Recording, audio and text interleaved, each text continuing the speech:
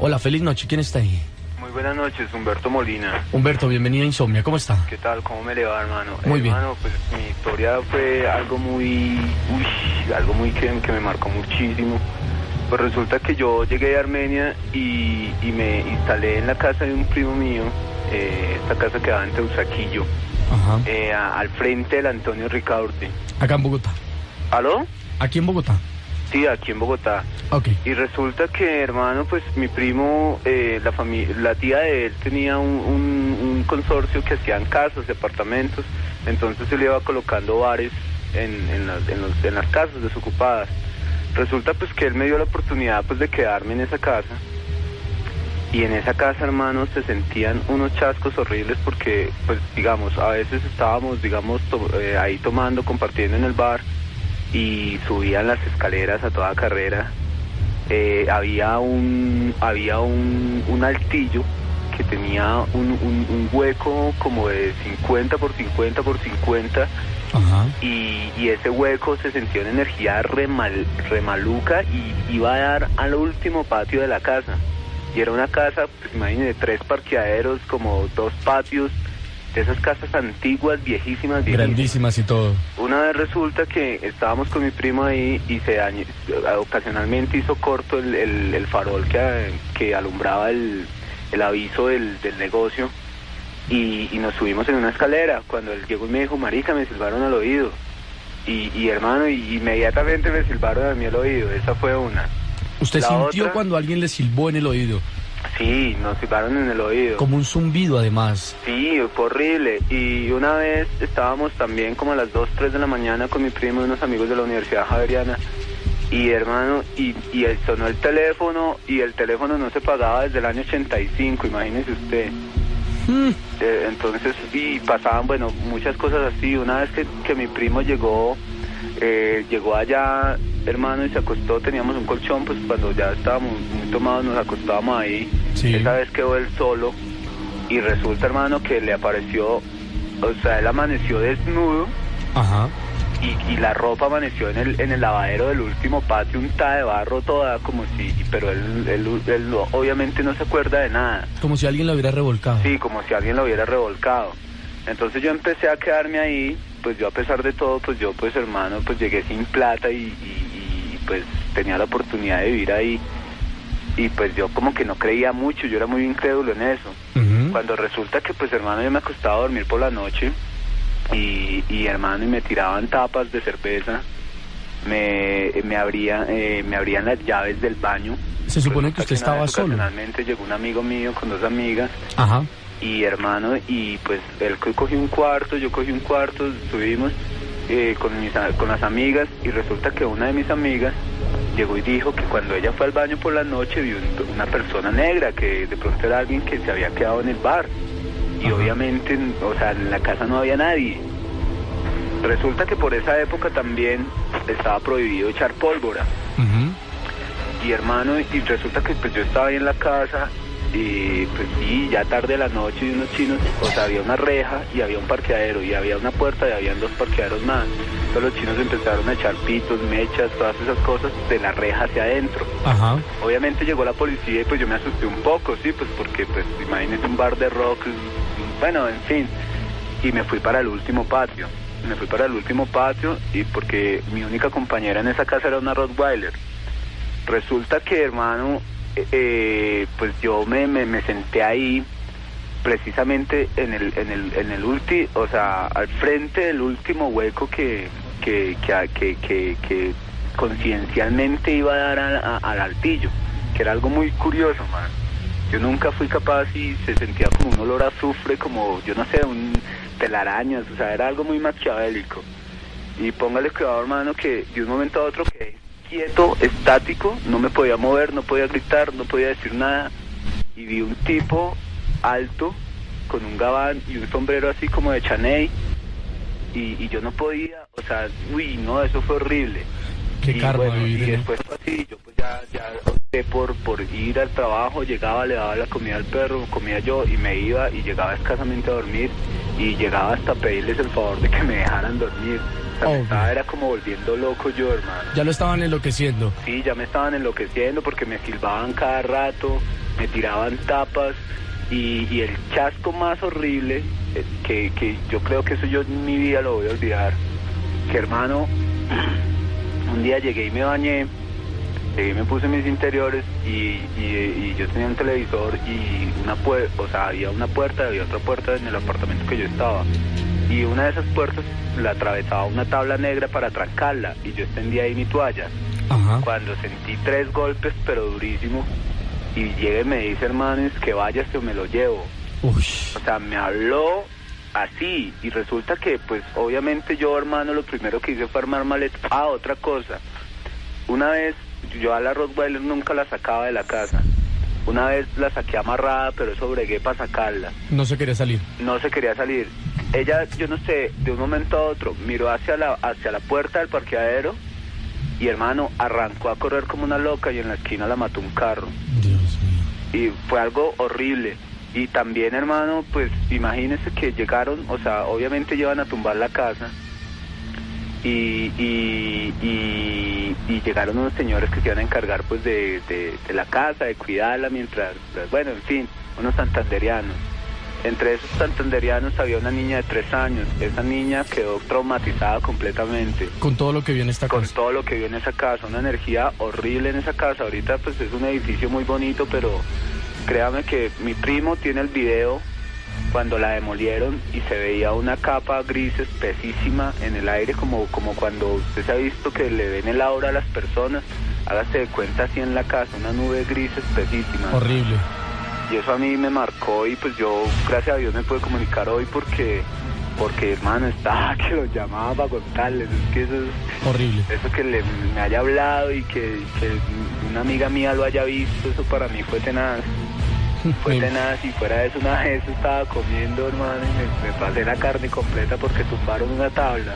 Dios mío. Y resulta que yo me subí y les dije, mejor dicho, uy, me dio tanta rabia. Y cogieron y me jalaron y me botaron encima de una mesa. Entonces yo ya vi las cosas muy peligrosas y me fui de esa casa. Pues yo no sé qué suerte correrían los santanderianos. Lo único que sé es que la niña tiene problemas psicológicos ahora. Ok, amigo, gracias por estar en Insomnia. Bueno, muchas gracias por escucharme, hermano. Qué programa tan full, yo siempre los escucho. Bueno, hombre, feliz noche. Está muy bien. Chao, luego.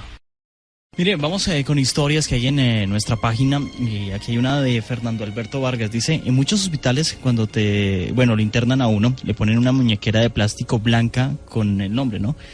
También hay otras de otros colores. Por ejemplo, la roja se la ponen a los muertos. Dice que había un cirujano, no nos dicen dónde, que trabajó toda una noche entera en un hospital escolar. Había terminado una operación y estaba yendo al sótano. Entró al elevador y había una mujer dentro de él. El cirujano habló con esa mujer por un rato. Cuando la puerta del elevador se abrió, había una mujer esperando. Rápidamente el doctor cerró la puerta del elevador y presionó el botón que lo llevara al piso más alto. Sorprendida la mujer que se montó al elevador le preguntó el por qué cerró la puerta rápidamente. El doctor le respondió pálido y muerto del susto. A esa mujer la operé hace unas horas, la mujer que se había bajado del elevador, y ella murió durante la operación. ¿No viste la muñequera roja que llevaba puesta? Pues la mujer que se subió con él sonrió y levantó su brazo y le dijo, ¿una como esta?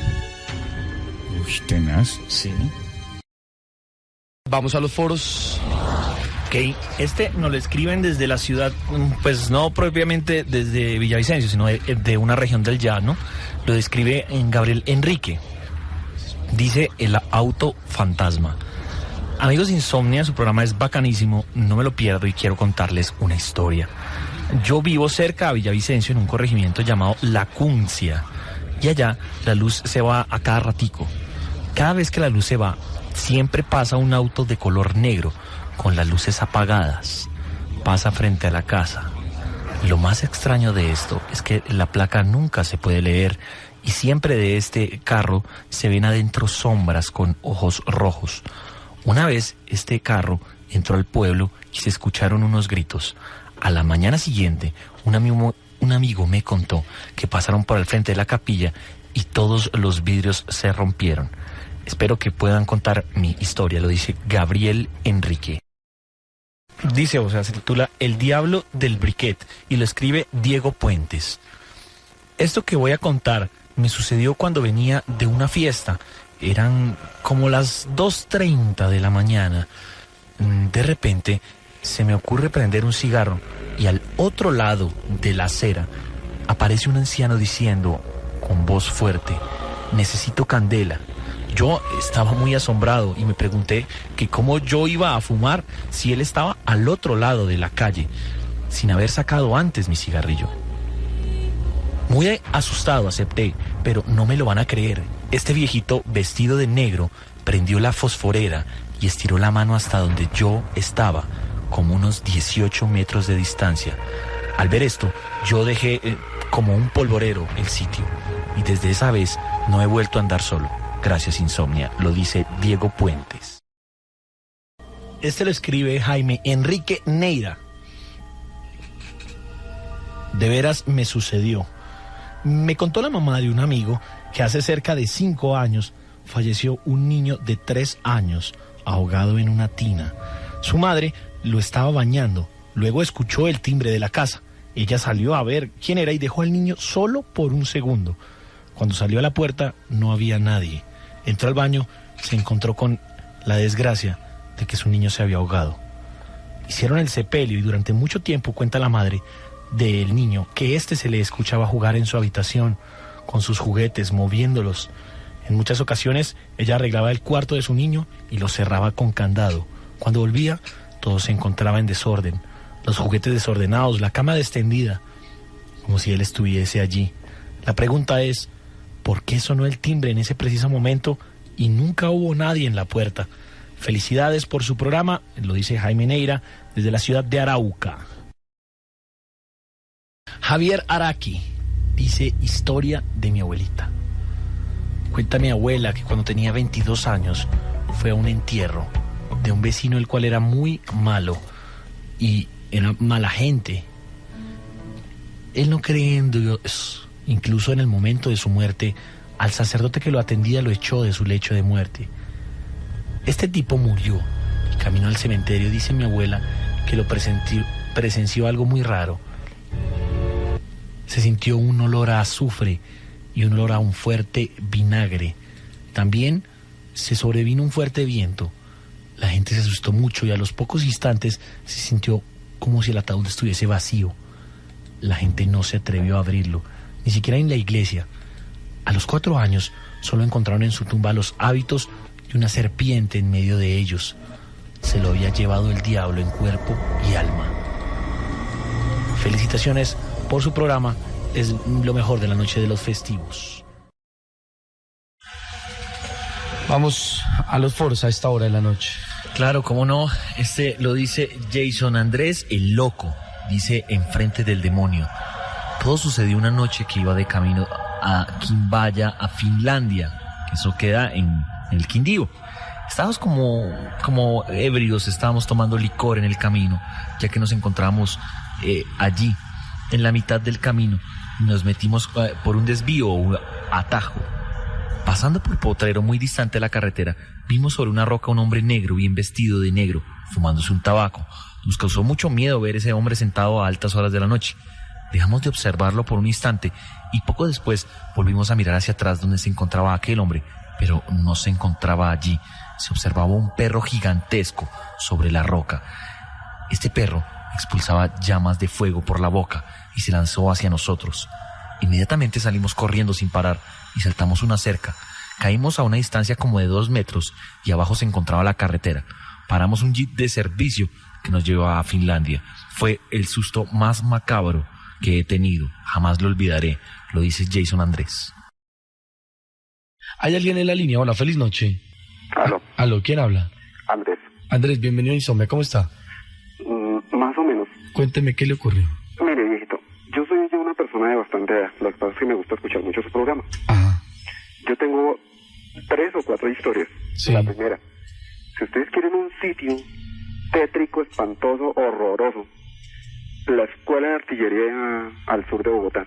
¿Ocurren cosas extrañas? Uy, esa Escuela de Artillería es la vaina más espantosa del mundo. Alguna vez, por allá en el año 90, a nosotros nos tocó prestar guardia porque eran elecciones, una cosa así. Ajá. Por los lados de las casas fiscales donde viven los oficiales. Es una zona que es como un potrero. Es una zona famosísima en la Escuela de Artillería que se llama Pozo Azul. Sí. Mire, viejo, Esa vaina es espantosa. Se aparecen brujas. Hay muchos soldados en la escuela de artillería que se han suicidado. Aparecen los soldados.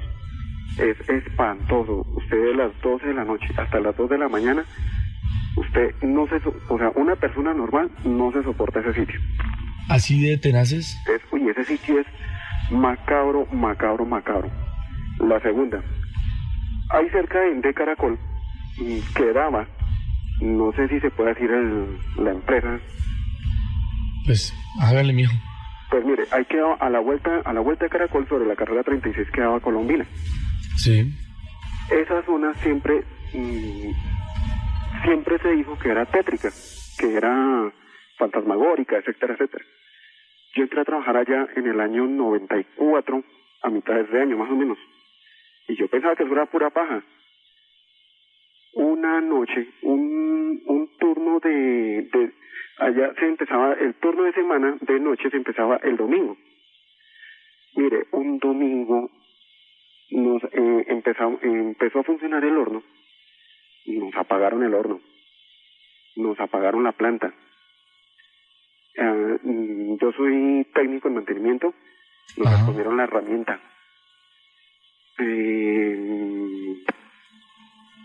En el descanso, como a eso de las 2 de la mañana, 3 de la mañana, salimos a un descanso y teníamos que salir a un patio. Mire, hermano, nos apagaron la planta. A esas pobres viejas del turno las corretearon. ¿Toda la planta la apagaron? Toda la planta la apagaron. A esas pobres viejas del turno las corretearon. Hubo una muchacha que se fue escaleras abajo. Cuando la muchacha se levantó estaba marcada. Y eso Colombina no lo... O sea, Colombina le hizo el quite a eso. Ellos no quisieron darle mucha importancia al suceso. Y eso se volvió un problema porque nadie quiso volver a hacer ese turno de noche en Colombina. Absolutamente nadie. Eso se quedó así. Hasta hace unos meses yo me retiré de esa empresa. Y hasta hace unos meses yo entré a trabajar a la empresa de gaseosas que ustedes tienen al lado. Usted ya sabe cuál es. Sí. Seguro de que yo trabajé para la división de transportes de esa empresa hasta hace unos meses. Y yo pensaba que el cuento de los fantasmas o el cuento de los que asustan en esa zona, pues solo pertenecía a esa zona de la empresa a la que acabo de hablar anteriormente y que pues que eso solo atañía esa zona. Toda esa zona donde ustedes están, según lo que me comenta mi mamá, que mi mamá es una señora de bastante edad, sí. Me dice mi mamá que en esa zona era donde durante la época de la violencia, desafortunadamente o enterraban a los rojos o enterraban a los azules. Eso no... pero por aquí habían como especies de fosas comunes. Exacto. Figúrese que ahí en la empresa de gaseosas que queda al pie de ustedes, ellos tienen una división de transportes. Y ellos tienen arrendados, detrás de la empresa que produce carros, tienen arrendados unas bodegas impresionantes, unas bodegas grandísimas. Gigantescas, sí. Hay sobre la calle 15, una noche nos tocó quedarnos, yo no me acuerdo por qué fue que nos tocó quedarnos, llevar un camión, alguna cosa pasó. Mire, man, qué cosa tan espantosa. Al barrio, en el barriocito ese que está detrás de la empresa de gaseosas, el Giracastro. Sí.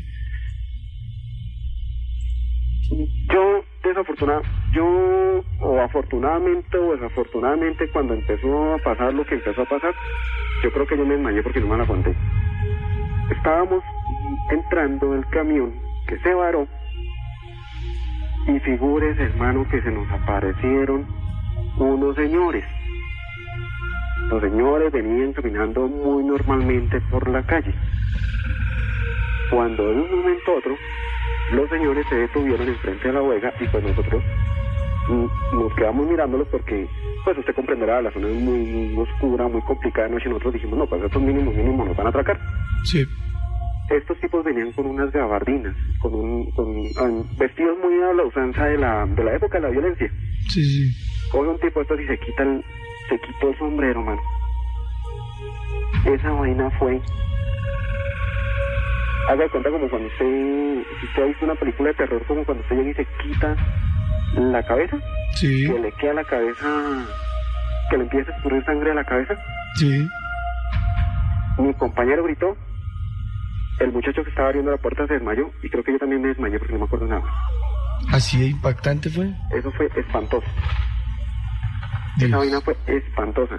Y toda esa zona ahí donde ustedes están, es así. Toda esa zona, usted intente caminar entre donde ustedes están, entre Caracol, que es como la 39, creo. 39, sí. Entre la 39 y la 30 por la calle 15, por lo menos entre las 10 y las 12 de la noche, intente caminar por esa calle. Algo raro pasará. Eso es tenaz. La cantidad de fenómenos, de espíritus, de personas con las que usted se encuentra, es impresionante. Esa vaina es espantoso, la cantidad de energía negativa. Usted ve cosas, usted ve gente herida, ve gente arrastrándose, ve los fenómenos paranormales que están en toda esa zona son violentísimos. Y es como si en esa zona hubieran muerto mucha gente, pero de forma violenta. Usted dice que era porque en la época de la violencia, entre comillas, Uh-huh. Enterraban mucha gente acá precisamente a raíz de la guerra que se vivía. Lo que pasa es que yo alguna vez, pues imagínate, pues durante un montón de cosas que nosotros vivimos, y no solo yo, sino un muchacho que vive aquí en la casa, que pues siempre hemos trabajado en esa zona. Ajá. Un día le preguntamos a mi mamá, entonces mi mamá nos comentó esa zona. Lo que pasa es que esos terrenos, donde está esa zona industrial, esos terrenos eran zonas de cultivo, sí, tierras de cultivo. Y cuando ellos tenían enfrentamientos, esa era la zona donde iban y tiraban los cadáveres. Era como la fosa común donde se tiraban los cadáveres. Dios mío. Alguna vez ustedes en un programa comentaron de que ustedes tenían, un programa fuertísimo que ustedes tuvieron, ustedes comentaron de que ustedes tenían movimientos en los corredores, siempre, bajones de luces, etcétera, etcétera. Eso siempre ocurre. Me dice mi mamá que en la parte donde está, de la carrilera hacia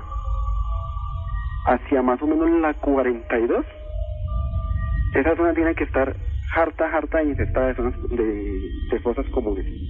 Dios mío. Esa zona está harta infestada de zonas de fosas comunes, porque ese era el sitio donde el gobierno de turno mandaba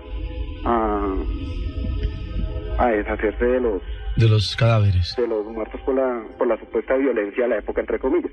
Ok.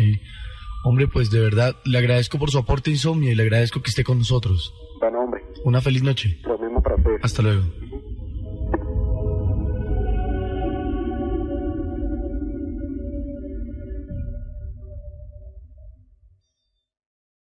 Nosotros los humanos tenemos una forma muy extraña de pensar, una forma aún más extraña de actuar. Yo sé que el hablar y el pensar en este tipo de temas nos aterra. Sobre todo nos aterra porque sabemos que en el fondo todo esto puede ocurrir. Y lo peor es que tenemos la conciencia suficiente para saber que en cualquier momento corremos el riesgo de ser la próxima víctima de cualquiera de estos fenómenos. Pero, sin embargo, un extraño morbo recorre nuestros cuerpos y no somos capaces de alejarnos, sino que por el contrario sentimos una extraña atracción hacia todo este tipo de temas ocultos, porque todo lo oculto está aquí, en Insomnia. Agradecemos a cada uno de ustedes el hecho de abrir su puerta, de abrir su radio, de abrir su vida, para que nosotros podamos entrar y mostrarles una ventana hacia el más allá. 11:34. Esta es Insomnia. 11:34 minutos. Vamos, foros. Resulta que la página de foros está totalmente inactiva en este momento. Bueno, pues entonces tengo a alguien en la línea que vamos a saludar en el 337-8717. Hola. Hola, ¿Quién eres? Natalia. Natalia, buenos días, noches aún. ¿Cómo estás? Bien, ¿y tú? Muy bien. Cuéntame, ¿qué te ocurrió? A ver, esta es una historia que pasó hace no sé, yo tenía como unos 11 años. Ocurrió más o menos hace 11 años. Ajá. Ajá, Esto pasó en Puerto López, Meta. ajá. Nosotros teníamos una finca allá y entonces los caballos, extrañamente, y mi caballo en especial, que se llamaba Mono, Ujú. extrañamente aparecían con trenzas Con trenzas. y con marcas. Wow. Y no fue que te contaron, sino que tú lo viste. Sí, a mí me pareció súper raro que yo me levantaba y veía el caballo con trenzas. Dios. Y los caballos amanecían marcados y pues mi papá preguntaba y pues era muy raro. ¿Marcados con qué? Marcados como como si fuera pintura, pero como pintura roja. Ah, ¿y con letras. ¿Y qué decían? No, aparecía una letra, aparecía una M, cosas así. Wow. Entonces mi papá preguntaba y nadie le daba razón de qué era. Entonces no sé, los empleados decían que ellos decían que eran trolls Eran trolls. o una especie de creo duendes. que son como duendes. Ajá. Entonces siempre los caballos aparecían así y pues era muy raro porque obviamente nadie se iba a poner a hacerle trenzas a los caballos por la noche. Y menos de noche. ¿Cada cuánto más o menos ocurría esto? No, a veces pasaba súper seguido. A veces destrenzábamos los caballos y al otro día aparecían otra vez con trenzas. Dios mío. Y las letras de los caballos. Y a veces los empleados aparecían marcados. ¿Los empleados? Sí. ¿Y ellos qué decían? ¿Qué sentían? No, que ellos sabían que eran, pues les decían que eran trolls. Ajá. Que eran duendes, que ellos a veces los veían. Y mi papá les preguntaba, pues, ¿qué? O sea, que cómo eran? irreal, sí. Entonces, ellos decían que eran pequeños y que era como una forma de como, no sé, como los pintan. Sí. Como pintan a los duendes, pero que ellos los veían, o sea, normal, como una persona. ¿Qué tan pequeños eran más o menos? No sé, unos 40 centímetros, creo yo. Supremamente pequeños. Sí, algo así. Bueno, ¿qué pasó? ¿Qué tuvieron que hacer o eso se siguió presentando por siempre? No, siempre pasaba, pero igual ellos, como en los llanos se ve tanta cosa de hechicería, de brujería, de cosas por este estilo. Entonces, a mi papá le decían que tenía que poner unos palos cruzados. No sé, como de pronto si ustedes han visto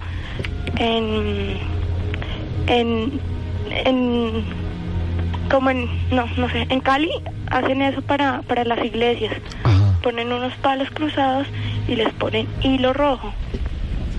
O sea, amarran el cruce de los palos con hilo rojo. Sí. Ok. Entonces le decían que tenían que dejar esas cruces abajo del caballo y que no se volvió a presentar. Lo hicieron muchas veces, pero pues seguía pasando. Ajá. Pero pues no sé, esto es súper extraño porque no creo que nadie lo hiciera. Sí, no tiene ningún tipo de coherencia. Además que era todo el pelo del caballo y la cola del caballo y no creo. Es bien difícil, ¿ah? Oye, Natalia, pues gracias por estar en Insomnia. Okay. Un beso y feliz noche. Bueno, pues cuídate. Abrimos una puerta a lo oculto, lo paranormal, aquí en Insomnia. Vamos a los foros que ustedes escriben a través de nuestra página en internet. No, estas historias son las que realmente me gustan para la noche de hoy. Como esta que manda Alfredo, dice: fantasmas en el batallón Escuela de Logística. Yo conocí a este muchacho, era muy buena gente, fuimos compañeros, fuimos lanzas, estábamos en polígono y él se nos perdió de un momento a otro y de inmediato se escuchó un tiro de fusil. Los comandantes de compañía bajaron al fondo de la cañada donde estaba este muchacho, recostado sobre una piedra. Cuando lo movieron se dieron cuenta que se había suicidado colocándose el fusil bajo la barbilla. y accionándolo. Fue muy tenaz, pero bueno, lo raro fue lo que ocurrió los días siguientes a su trágica muerte. Se encendían luces dentro del alojamiento sin que nadie las prendiera. Se caían los fusiles de la armería. A los centinelas de turno les hacían unas embarradas tenaces, como tocar en las ventanas, el catre o litera donde dormía nuestra lanza o compañero. También chirriaba esta litera, como cuando alguien la mueve en una especie de terremoto, etcétera. Todo era tenaz. Otros centinelas de alojamiento diferentes al nuestro aseguraban que veían a este muchacho a altas horas de la noche, caminando por todas las áreas del batallón y en especial por los lados del polígono. Era tenaz. Nada más de acordarme me da escalofrío. No sé por qué, pero yo creo que debido a que en nuestra compañía había un seminarista y él oraba con todos, por todos y por la compañía. Yo creo que él se convirtió en nuestro guía para llevar a buen término nuestro servicio militar. Para nosotros, que en esa época contábamos con 17 a 19 años máximo, fue muy triste y muy doloroso perder a nuestro compañero así. Ojalá que su alma se encuentre de reposo en el cielo y pueda descansar en paz. Lo dice Alfredo.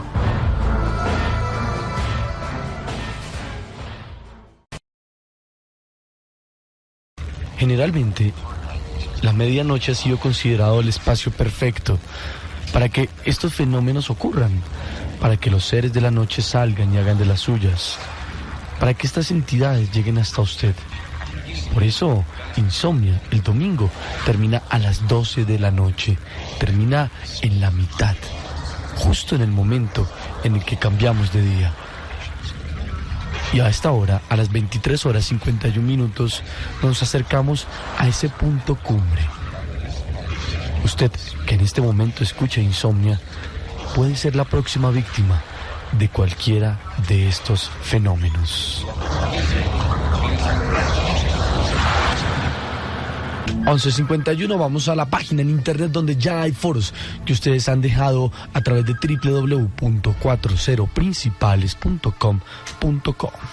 Esto lo escribe Fernando. Dice: el fantasma del laboratorio. Cuando estaba en Cali, en el colegio, jugando a las escondidas con unos amigos, pasé por un pasillo al lado del laboratorio y encontré una figura ensangrentada, flotando como a 20 centímetros de mí, con la cara desfigurada y la ropa rasgada.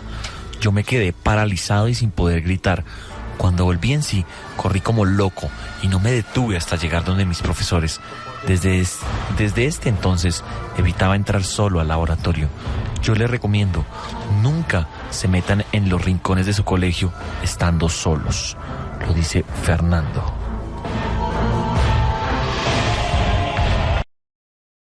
Vamos a los foros. Correcto, vamos a este foro. Los foros los pueden encontrar en la página principal de los 40 principales, www.40principales.com.co. A la izquierda, en la parte superior, hay distintos links. En uno de ellos sale el link de Insomnia en letras blancas. Usted ingresa allí y puede opinar en donde dice opina. Ok. Laura nos escribe precisamente un foro que dice Cuadro del Sagrado Corazón. Esto me pasó ya hace 5 años. Mi familia había salido y yo me había quedado sola en la casa. Yo estaba en el segundo piso viendo TV cuando escuché como si alguien estuviera tratando de abrir la puerta del garaje.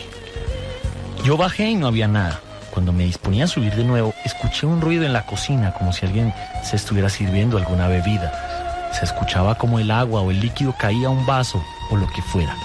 Esto me dio mucho miedo y curiosidad. Cuando me estaba acercando a la cocina para ver qué era lo que estaba pasando, vi el cuadro del Sagrado Corazón que colgó mi mamá en la sala. Ahí salía como una especie de sombra. Alcancé a mirar que la sombra se tapaba la cara, como que no quería que yo la viera.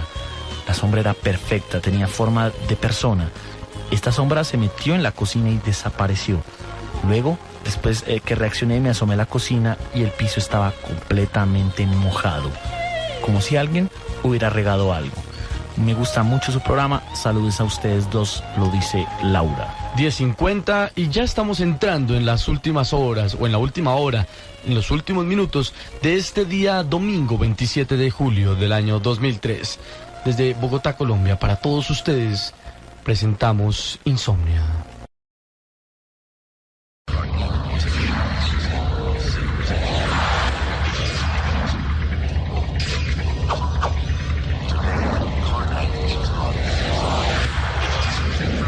La insomnia sigue su marcha a las 9 de la noche, 4 minutos. Hoy, la noche del 27 de julio del año 2003, hablando sobre historias de después de la vida y luego de regresar de ella. Vamos a nuestra página en internet donde hasta ahora hay foros que ustedes escriben. Lo escribe Cristian, dice fantasmas.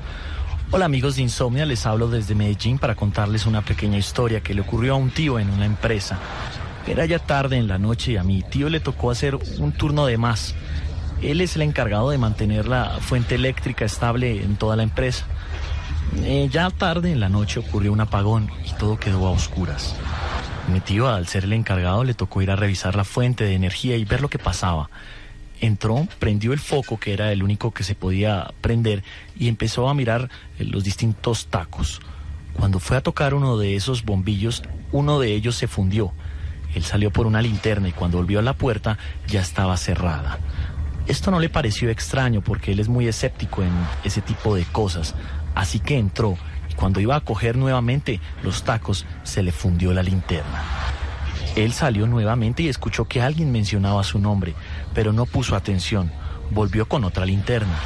Ocurrió lo mismo que la vez pasada. Luego escuchó nuevamente que mencionaban su nombre con más fuerza. Este fue de nuevo por otra linterna. Cuando volvió, le tiraron la puerta en la cara. Oh, sorpresa, al ver que la fuente estaba intacta y la corriente era de 20.000 voltios. Arregló el alambre dañado y él, al llegar a su casa, analizó lo sucedido, ya que esa voz le parecía conocida. Oh, sorpresa, al darse cuenta que era la voz de su padre, que había muerto hace 15 años y que le había salvado la vida, porque donde hubiera tocado los tacos hubiera sufrido una descarga eléctrica mortal. Son historias extrañas de las cuales usted puede ser la próxima víctima. 96 Insomnia, vamos a la línea. Hola, feliz noche. Hola. ¿Quién habla? Omar Mejía. Omar, bienvenido a Insomnia, ¿cómo está? Bien. Cuéntenos, ¿qué le ocurrió? Bueno, yo desafortunadamente sufrí un accidente. Dos tipos por quitarme mis pertenencias, por robarme el carro, me dispararon en la cara. Duré pues botado en un potrero más de 3 días. Fue algo increíble, pues yo sentía todo lo que estaba sucediendo. En ese momento pues no estaba pues totalmente muerto. De ahí unos campesinos por los lados de Mondoñedo, esos potreros por allá solos, sí. Me recogieron o avisaron a la policía y me recogieron y pues ellos se dieron cuenta que estaba muerto, hicieron el levantamiento. Medicina legal hizo el levantamiento. Me llevaron a medicina legal, pues no tenía signos vitales, nada. Ya estando ahí, yo sentía todo lo que estaba sucediendo en ese momento, como lo que decían los médicos y todo, los legistas. Y cuando de un momento a otro, pues desperté. Fue algo increíble, pues gracias a Dios, pues alcancé a, no sé, algo me decía que tenía que luchar, que fuera fuerte. Y pues me llevaron a la clínica, ahí me practicaron una cirugía, después de eso, de la cirugía, duré casi 25 días en coma. Fue algo terrible, acordarme me da escalofrío, pero yo en ese momento sentía era lo que estaba sucediendo. A los 25 días pues no reaccionaba y pues mi familia pues corta de dinero y todo, pues decidieron desconectarme de las máquinas. Y antes de, me desconectaron, duré como 3 horas desconectado. Yo pues ya en ese momento no sentía nada. Cuando de repente ya me llevaban, no sé, hacia algún sitio donde guardan los cadáveres o algo así para entregarme y otra vez volví a reaccionar. Me volvieron a conectar a las máquinas, pero los doctores decían, esto es increíble, no lo podemos creer que esto sea así. Era tremendo ese momento. Bueno, pero tengo algunas preguntas. Sí. A ver, usted fue llevado y la primera vez que murió, entre comillas, ajá, cuando usted lo arrojaron a un potrero cerca de Mondoñedo, Usted sentía absolutamente todo. Todo lo sentía. Pero, sí. por ejemplo, ¿usted sentía todo, cosas como, por ejemplo, el frío, el hambre, ese tipo de cosas, o eso no? No sentía hambre, no sentía dolor, no sentía frío, pero sentía el ambiente. ¿Usted era consciente de lo que le estaba ocurriendo? Sí. ¿De lo que le había ocurrido? ¿Usted sabía por qué estaba allí en ese sitio y todo? Exacto, sí. Todo lo estaba, o sea, no tenía movimientos, mi cara estaba totalmente destrozada. ¿Usted se podía, o usted sentía la necesidad de comunicarse con otra persona? Sí, sí, sentía así como deseos de gritar, de hacer algún movimiento, pero no podía, estaba completamente ido, no tenía nada, no tenía ni sensibilidad, no tenía nada. Y no pudo entonces. No, nada. Luego de esto, a usted lo recogen y lo llevan a una clínica, le practican una cirugía y nuevamente vuelve a morir, entre comillas. Sí. Durante este tiempo, ¿la sensación es la misma o ya es diferente? No, ya era diferente, ya sentía, o sea, sentía en el momento, inclusive en el momento de la cirugía, sentía lo que me estaban haciendo, pero ya estaba más tranquilo, no sé si sabía que ya estaba en manos de alguien que me estaba ayudando. Bueno, pero la sensación era tremenda, sentir que me estaba yendo, que no podía hacer nada por mí mismo. Ven, pero, a ver, por ejemplo, en la segunda ocasión, ¿qué tenía usted en su mente? ¿Qué se le pasaba por ahí? ¿Qué vivió usted en ese momento? Bueno, en ese momento vi a mucha gente, vi a mi abuelo, y vi a mi mamá. Ellos estaban muertos también, ellos ya habían muerto hace muchos años. Vi a algún familiar que algún día también sufrió un accidente y lo veía. Ellos me decían, tranquilo, estás con nosotros, te vamos a proteger. Estás con nosotros, te ayudamos acá en este momento. Pero no veía nada más, no veía ni túneles, era algo oscuro, pero no veía nada más. Clínicamente usted en los dos casos fue declarado muerto. Sí. ¿Esto de alguna forma cambió su vida? Sí, claro. ¿De tremendo. qué forma? Pues ahora, no sé, soy más cuidadoso, trato de ser más espiritual. No es la vida, no veo la vida de esa manera de lo material. Ya eso no importa. Ahora veo la vida diferente, trato de ser mejor persona, de ser mejor hijo, mejor hermano. Fue dos oportunidades que me dieron, puede que la tercera ya no lo logre. Es una cosa, fue una suerte. Trato de ser mejor. En ese momento, ahora lo pienso así. Antes era muy dígolo, muy divertido, todo era diversión, todo era... Más banal. Más banal, lo único que importaba era conseguir dinero, tener carro, tener mujeres. Y esa experiencia me cambió completamente la vida. Ok, pues Omar, muchas gracias por estar con nosotros en Insomnia. Ok, una feliz ojalá noche.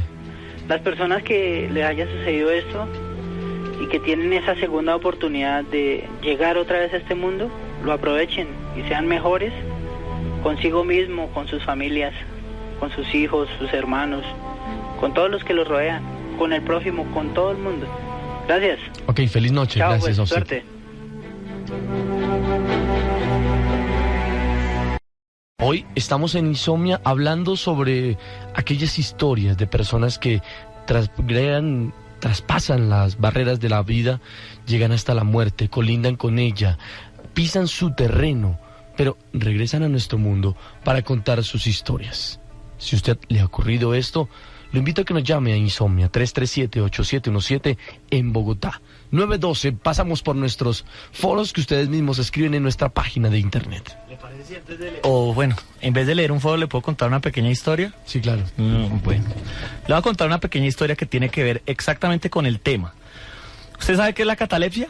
Sí, es una enfermedad del cerebro en la cual las personas de pronto aparentemente están muertas, sus signos vitales así lo demuestran, pero es muy difícil detectarlo. Es casi imposible detectar cuando una persona tiene un ataque de catalepsia. Muere de catalepsia, pues muere entre comillas. Sus signos vitales, eso parece ser un desorden nervioso en la parte cerebral, en la parte del cerebelo, y todas sus funciones parecen muertas. No tiene pulso, no tiene respiración, no tiene sentido, es de dolor, o sea, lo pueden pellizcar, lo pueden quemar, pero no sufre ningún tipo de alteración. Además, pues las pupilas parece como si la persona estuviera muerta, y parece ser, o dicen las estadísticas, que alrededor de 1%, 1.5% de personas que han sufrido esta enfermedad han sido enterradas vivas y han muerto. Lo que pasa es que sus signos vitales no existen. Por ejemplo, y parece extraño, el corazón late tan suave y tan sutilmente, escasamente lo poquito que podría necesitar, que no se siente. Entonces yo le voy a contar una pequeña historia relacionada con esto. Esto sucedió en Barranquilla hace ya, yo diría que hace una década, se me esconden las fechas, pero aproximadamente es una década. Es muy raro encontrar una persona que sufra de esta enfermedad. Es muy extraño. Muy extraño, además, porque usted ve cómo lo están tocando, examinando, y usted no puede decir nada, no puede gritar, no puede hablar. Entonces se dieron cuenta, los doctores llegaron a la conclusión de que X persona había muerto, de hecho era una mujer. Entonces, no, esta persona está muerta. Y entonces decidieron que le iban a hacer la autopsia. Entonces imagínense, la persona ahí sí iba a morir, porque pues la iban a echar todo lo que le tienen que echar, formol, algodones, revisar su causa de la muerte, y pues sin anestesia pues hubiera podido esta persona morir de dolor. Antes de hacerle esto, y cuando la persona estaba declarada clínicamente muerta, el doctor fue por los utensilios con el forense para realizar la respectiva autopsia, y dicen que esta persona despertó de su letargo. Era una mujer, ya llega usted a unos 30 años, y salió caminando del hospital, pues con una pequeña batola y desnuda. Y a lo que el doctor pues le dio un fuerte shock, porque él hacía unos instantes había mandado el papel, el acta, diciendo que X persona había fallecido. Fue un caso muy, muy nombrado, salió en los noticieros de la época, salió en revistas, salió en televisión, y pues para darse cuenta que es de los pocos casos registrados de catalepsia en Colombia. Esto sucedió en Barranquilla, para que se dé cuenta cómo uno puede volver de la muerte sin estar muerto. Sí, me parece una historia bastante válida. Común en Medellín. Les cuento que aquí en Medellín pasan cosas raras. Un día, un muchacho lo había atropellado un carro, y este quedó muy mal. Todas las personas que lo veían pensaron que él había muerto de isofacto. Entonces lo llevaron al anfiteatro y lo metieron en las cavas, desnudo con todos los demás cadáveres. Entonces el celador, el cual estaba solo en aquel sitio, oyó como movimientos en las cavas. No le puso cuidado al principio, pero después las volvió a oír repetidamente. Eran ruidos cada vez más incesantes. Entonces miró qué era lo que sonaba y vio al hombre que llevaron, que estaba asomado en la puerta de la cava, puesto que el frío de las cavas lo despertó y salió corriendo hacia la calle desnudo. Y un taxista lo vio y lo llevó a una clínica. Lo que pasó, tal vez nunca lo sabremos. El celador dijo que había visto todo esto y que él no estaba loco. En el parque de San Antonio, si usted le preguntan por esta historia, usted la puede confirmar. Esto es una historia real y es muy común. Lo dice Jaime, un fiel oyente. Saludo especial a nuestros amigos que nos sintonizan a través de 89.9 en la ciudad de Medellín. Bueno, voy a leer el siguiente foro. Lo escribe Jonathan Ponce. Apariciones de vivos. Primero, saludarlos a todos, mandarles una felicitación por ese programa tan bueno, y voy a contarles esta historia. Esto le pasó a la tía de un amigo. Ella recién se trasteó, conoció al vecino de 23, 24 años más o menos. La tía de este tipo apenas estaba levantando el cimiento de la casa y el vecino se fue de viaje. Durante la ausencia de este tipo, la tía construyó toda la casa, y un día ella se asomó por el balcón y vio que el vecino estaba caminando en diagonal por el horizonte con una pijama azul. Además, atravesaba los árboles. Luego miró hacia la casa y desapareció. Cuando este personaje llegó por el mismo lado, pero esquivando los árboles. La señora le preguntó que cómo le había quedado la casa. Él le dijo que bonita, pero que no sabía cómo, pero él ya la había visto. La señora le contó lo sucedido y a esto él respondió que él se había soñado con esa casa y que ese día había dormido con una pijama azul. Parece que fue un desdoblamiento sin querer. Lo dice Jonathan. A esta hora, 40 principales, los acompaña 927 y en nuestra línea, el 337-8717, hay alguien que nos contará una historia sobre nuestro tema de esta noche. Hola, ¿quién está ahí? Sí, buenas noches, hablas con Alcaraz. Alcaraz, bienvenido a Insomnia, ¿cómo está? Bien, hombre. Cuénteme su historia, ¿qué le ocurrió? A ver, de pronto la historia que le voy a contar esta noche no tiene tanto que ver con el tema, o sí, indirectamente. A ver, yo he sido una persona que me he dedicado a buscar desde hace mucho tiempo las causas de las enfermedades y accidentes, que podemos de pronto traducirlo un poco como castigos o reprendas para una nueva oportunidad, ¿no? Dentro de esa búsqueda me he encontrado con gente que ha tenido muchos problemas y conflictos, y la historia de esta noche es un poco como una advertencia para que no vayan a hacer lo que voy a contar. La titularemos más o menos intermediario y cómplice de un asesinato. Nos vamos a trasladar al año 95 del 1900, departamento de Córdoba, en un municipio cualquiera. Estamos hablando, conocí a una muchacha que se llama Amparo, una mona muy bonita, pero yo había notado en su cara una leve cicatriz que escondía bajo el maquillaje. Me hice amigo de ella coincidencialmente y empecé a preguntarle qué le había pasado en la cara. Entonces ella empezó a contarme. Ella me cuenta que conoció a una vecina al frente, una señora ricachona, que se había casado con un millonario. Esta señora, al ver que ya su esposo era gordo y un poco ya viejo, pues quiso deshacerse de él de una forma utilizando bebedizos, brujería, ¿no? Ajá. Entonces se valió de Amparo para que la mona, para que ella le sirviera de intermediario para que lo consiguiera los bebedizos, ¿no? Entonces esta muchacha, lógico, ya por la plata se entusiasmó y empezó a conseguirle, contactó la hierbatera o la bruja, y esa señora pues le mandaba, le llevaba le vendía sus bebedizos y ya se lo llevaba a Rebeca. Ajá. Entonces el señor, pues el esposo de Rebeca iba enfermando lentamente, lo llevan de un médico, no le encontraban nada. No le está bien, eso debe ser algo, no sé, el cuerpo disgustado, como por ahí dicen la cosa, ¿no?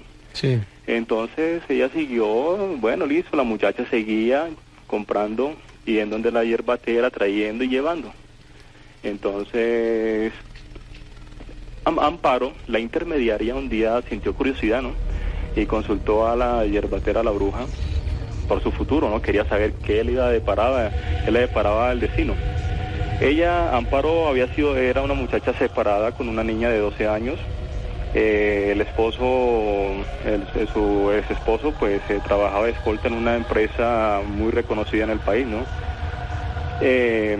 La bruja le dijo a Amparo que ella iba a sufrir un accidente, y entonces pues ella no le paró bola porque, bueno, creía y no creía, ¿no? Pero no pensaba que ya le iba a pasar algo. Ajá. Empezó, bueno, en esos días, cuando llegó un amigo a la casa de ella, con una moto, ella le dijo, préstame la moto, quiero dar una vuelta. Amparo era una muchacha un poco introvertida, loca, rumbera, un poco desjuiciada, ¿no? Sí. Y cuando iba por ahí 1 kilómetro en una curva, sufrió el accidente, cayó, la hospitalizaron, ella perdió parte del pómulo. Y bueno, listo, ella empezó, pues lógico, los traumas psicológicos, todo eso, porque había sufrido una herida bastante grande en su cara, ¿no? Pero lo disimulaba con el tiempo, se acostumbró y lo disimulaba con el maquillaje. Después tuvo contacto con el ex esposo, que como este es una escolta de esta reconocida empresa, ellos son sometidos a un entrenamiento muy riguroso, como lo que es el yoga, la meditación trascendental y la percepción extrasensorial. O sea, lo que llamaríamos en el catolicismo el discernimiento, o sea, sentir y la mala energía, porque ellos los escoltas están preparados para sentir el peligro. Entonces los preparan. Entonces él le dijo, le dijo a ella, se te siente una mala energía, tienes una aura rara, extraña, y ella le empezó a contar y eso que la bruja le había dicho. Entonces y le contó que ella estaba sirviendo de intermediaria y todo eso. Y me dijo que tú fuiste, como eres intermediaria, estabas llevando todo el mal, fuiste muy susceptible a este daño. Rebeca logró su cometido, logró asesinar a su esposo, se quedó con la plata. Lógico que uno empieza a notar cosas extrañas, por ejemplo, y las consecuencias, ¿no? Una familia descarriada, hijos locos, dañados, todos degenerados. Esta plata pues trae problemas. Amparo, yo le dije, le comenté, le dije que sí, que su esposo tenía toda la razón, ella estaba sirviendo al mal porque vivimos en un libre albedrío. Si nosotros estamos con el mal, hacemos y recibimos mal, pero si estamos con el bien, hacemos y recibimos el bien. Entonces ella sufrió las consecuencias de su maldad, ya como notó, pensaba que era algo inocente, ¿no? Pero ella en sí es cómplice de un asesinato, ¿no? Entonces yo le di consejos a nivel espiritual y todo, le dije cuáles eran las consecuencias de eso y la solución para no volver a sufrir algo que su niña fuera a pasarle algo parecido, ¿no? Claro que sí. Entonces, eso un poco nos ayuda, esta historia un poco, o sea, es un consejo de no hacer ni estar de intermediario en el mal, ¿no? Okay. Para que la gente pues no vaya a sufrir consecuencias graves que estas cosas traen. El mal existe, es como, y un aporte más, por ejemplo, la gente que llama y dice que después de escuchar insomnia experimentan ruidos, sensaciones extrañas, ven sombras. Esto no vamos a decir que que la gente se impresiona o no, o sea, lo que pasa es que, por ejemplo, cuando usted siente miedo, hay un perro en la calle y usted le demuestra miedo, el perro lo ataca, lo muerde. Ajá. Así es el mal. Cuando usted siente miedo, la gente está escuchando insomnia, pues a veces se asustan, ¿no? Entonces, el diablo ataca a esa persona que está en ese momento sensible. Es factible a ser atacado por el demonio, entonces le hace ver sombras, le hace ver luces, le hace sentir cosas, ruidos, escuchar ruidos, ¿entiende? Porque está sensible y susceptible al mal. Eso le pasó a una cuñada aquí en Chía, ¿no? Que la semana pasada pues escuchó, yo le dije, voy a llamar, voy a contar una historia para que esté pendiente. Después ya en la noche, después de haber escuchado insomnio, se acostó y preciso, ella sintió miedo, ella me contó que ella sintió miedo, se acostó y cuando apagó la luz vi unas luces en la esquina del cuarto. Prendió la luz, se desapareció, volvió, la apagó, se acostó y volvió a ver la luz. Entonces el mal existe, pero si le tenemos miedo, somos víctimas de él. Pero si ponemos la confianza en Dios, sabemos que Él nos protege y que no nos va a pasar nada. Ok, Alcaraz. Bueno, gracias. Muchas gracias. Feliz noche. Feliz noche. Bien. 9:35 es Insomnia, que continúa su marcha hacia lo oculto, hacia lo desconocido. Hay mucho de paranormal en cada una de las historias. Nuestra línea abierta 337-8717. Bueno, nosotros mientras tanto seguimos avanzando en el tema y en los foros que ustedes escriben a nuestra página. Quindiano nos dice un sueño mortal, personas que regresan. Dice, yo tengo una prima, ella tuvo una sensación, una sesión de relajación en el colegio. Después de esto se fue para su casa y se durmió. Cuando dormía se soñó que estaba en un túnel. El túnel era bastante oscuro. Lo único que sentía era que unas manos la alaban hacia una luz y otras la alaban al lado contrario. Ella pudo despertar, pero cuando lo hizo, vio la sombra de un hombre. Él empezó a reírse y le dijo, ¿tienes miedo? Tranquila, no te preocupes, todavía no estás muerta. Ella salió de su cuarto y desde ese día no le ha vuelto a pasar ningún suceso parecido. Lo escribe Quindiano. 9:50, vamos a la línea. Hola, feliz noche. Muy buenas noches. ¿Quién habla? Diego. Diego, bienvenido a Insomnia, ¿cómo está? Muy bien. Bueno, cuénteme, por favor, ¿qué fue lo que le ocurrió? Vea, lo que pasa, primero que todo, es de Armenia. Ajá. ¿Sí o no? Sí. Entonces, hay un amigo, el papá era como un sepulturero, ¿sí o no? Entonces, una vez se murió aquí en Armenia un señor muy importante, pues, de plata. Entonces, al señor lo enterraron con unos anillos. Entonces, pues, se dieron cuenta cierta gente que había dado el entierro. Eso se quedó así. Hasta que, como a los 2 días o al día y medio, se fueron y le abrieron el ataúd, le cortaron la mano para sacarle los anillos, porque ya, o sea, los anillos como se empezó a hinchar, sí, entonces no lo podían sacar. Entonces, al cortarle la mano, le empezó pues como a salir la sangre y el señor se paró, o sea, se paró el ataúd y entonces los ladrones pues salieron despavoridos. Sin embargo el señor los llamaba, eso se quedó así y resulta que el señor tenía como que catalepsia, no sé qué enfermedad, y por haberle pues cortado la mano como que le volvió la circulación, no sé qué fue lo que pasó y eso salió en periódicos y todo.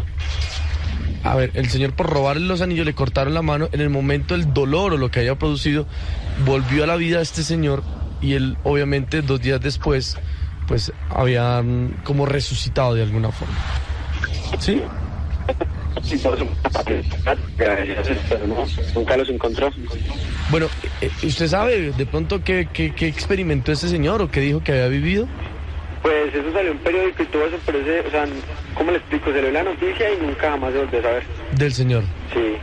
Ok, pues a mi amigo desde la ciudad de Armenia un abrazo y muchas gracias por estar con nosotros. Sí, Chinazos, muchas gracias y también me gustaría agregar que ese programa es excelente y son grandes. Hombre, pues muchas gracias y esta siempre será su casa. Bienvenido. Bueno, gracias. Feliz noche. Chao, pues. Qué bacán nuestros amigos de Armenia que a esta hora nos sintonizan a través de 106.4 en nuestra frecuencia en la ciudad de Armenia. 952, foros. En vez de leer un foro, ¿le puede contar otra historia? Oiga, me dejó impresionado eso de la catalepsia, o sea... Eso sucede. Fácilmente a cualquier persona que puedan enterrar, que aparentemente no tenga una causa natural de muerte, podría tener un ataque de catalepsia. Pero le puedo hablar de algo más impresionante. A ver. Hay personas en el mundo que son capaces de autoproducirse la muerte. ¿Eso es qué? No sé si tenga un nombre, pero le puedo hablar de figuras, por ejemplo, del deporte. A ver. ¿Usted se acuerda de un señor que se llamaba Miguel Indurain? No. Sí, ciclista él, ganó muchas pruebas y eran los grandes ciclistas del mundo. Bueno, Miguel Indurain ha sido uno de los ciclistas más importantes del mundo español, campeón del mundo, de la Vuelta a España, del Tour de Francia, etcétera, etcétera. Miguel Indurain tenía la capacidad de bajar su ritmo cardíaco y de llegar a un estado punto de relajación en el cual podía hacer parecer que sus signos vitales como si estuviera muerto. ¿Para qué él hacía eso? Él podía hacer eso para poder oxigenar mejor la sangre y él, por esta razón, le decían el monstruo Indurain, él no podía, o sea, él no sentía cansancio después de terminar las pruebas. Usted sabe, ciclismo, 100 kilómetros, 200, y él podía hacer en sus sesiones, llegar a un punto de relajación tal, bajar su ritmo cardíaco, bajar sus pulsaciones, desaparecer no decir el tono, sino la respiración, el humor, el halo de viento, podía hacerlo desaparecer. Y muchas personas en el mundo lo han hecho. Hay un mago muy conocido, Tony Camo, es capaz de hacer esto. ¿Sí? Es capaz de bajar su ritmo cardíaco. El señor David Copperfield, cuando se mete en estas cajas y hace sus desapariciones, sus escapismos, que queda dentro del agua, también es capaz de hacerlo. Hay muchas personas que son capaces de hacer esto.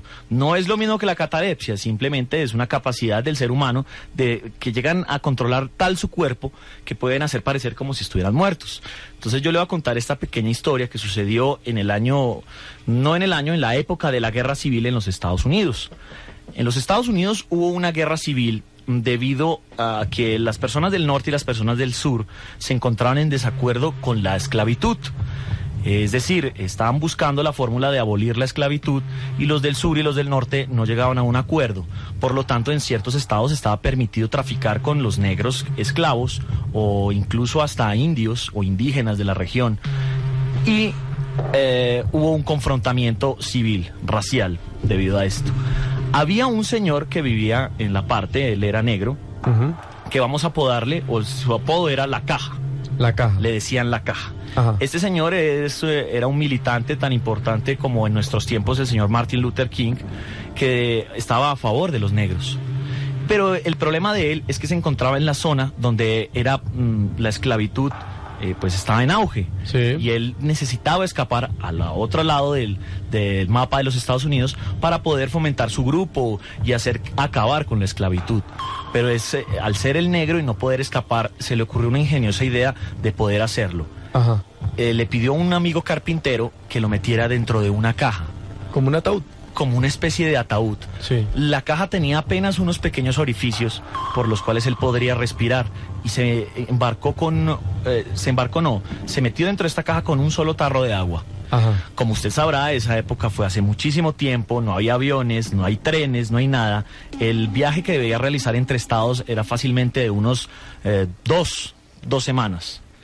Este señor fue capaz de meterse dentro de esta caja y en el momento en que las aduanas revisaban la caja, hicieron la debida inspección para ver si encontraban allí algo raro.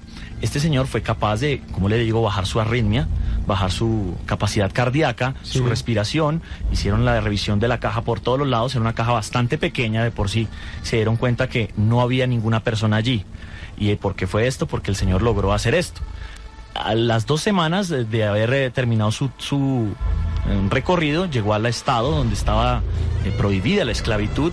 Destaparon la caja, este señor apodado la caja, entre comillas, estaba muerto.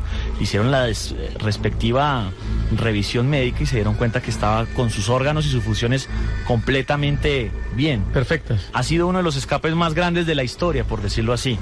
Y este señor apodado la caja lideró el movimiento de esclavitud hasta que en Estados Unidos, de finalizada la guerra, no hubo más esclavitud. Gente que regresa de la muerte. De la muerte. 9:57, ese es nuestro tema. Personas que regresan de los terrenos de la muerte y cuentan su historia. Aquí en Insomnia, desde 40 Principales. Desde el más allá llega Insomnia.